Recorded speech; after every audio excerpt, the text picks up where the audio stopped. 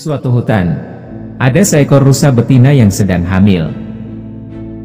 Menjelang kelahiran sang anak, rusa betina pergi ke tempat yang jauh di tepi hutan.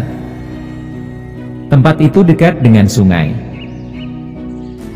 Tidak disangka, rusa betina itu mendengar suara gemuruh dari langit. Ia juga melihat kilat yang saling menyambar sampai permukaan bumi.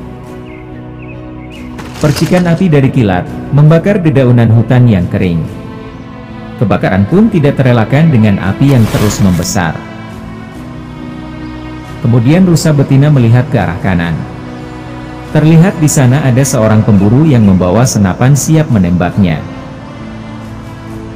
Saat rusa betina melihat ke arah sebaliknya, ia semakin terkejut karena seekor singa lapar sudah siap menerkamnya.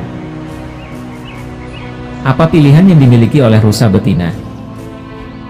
Ia berpikir bahwa kemungkinan yang terjadi adalah mati terkena senapan pemburu, atau mati dimakan singa, atau mati terbakar api, atau juga mati tenggelam di sungai karena tidak bisa berenang. Bahaya mengepungnya dari berbagai penjuru dan tidak ada celah untuk melarikan diri. Apa yang akan dilakukan rusa betina? Apakah ia akan bersedih? Apakah ia akan merintih? Apakah ia akan menjerit? Apakah ia akan pasrah pada keadaan dan membiarkan nasib buruk menimpanya? Ataukah ia tetap berusaha melarikan diri sementara ia merasa lemah dan harus melahirkan anaknya? Ternyata rusa betina memilih pasrah dan berusaha melahirkan sang anak. Sungguh luar biasa. Hal yang tidak terduga pun mulai terjadi.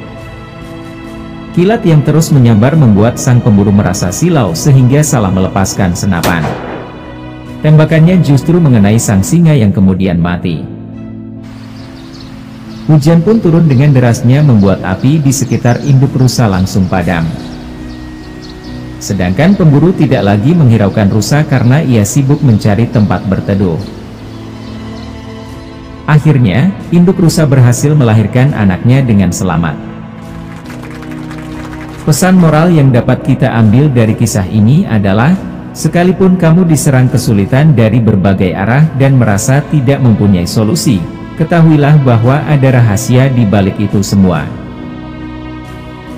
Misalnya saja kamu mendapatkan masalah di tempat kerja, ketika di rumah dimarahi orang di rumah, mengalami kesulitan ekonomi, kelaparan, dan masih banyak lagi, hingga membuatmu berpikir tidak mungkin bisa hidup lagi.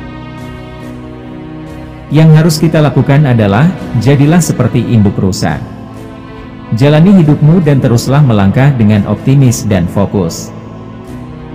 Lakukan yang terbaik karena Tuhan akan memberikan hasil terbaik. Tuhan tidak akan membebani kita di luar dari kesanggupan kita.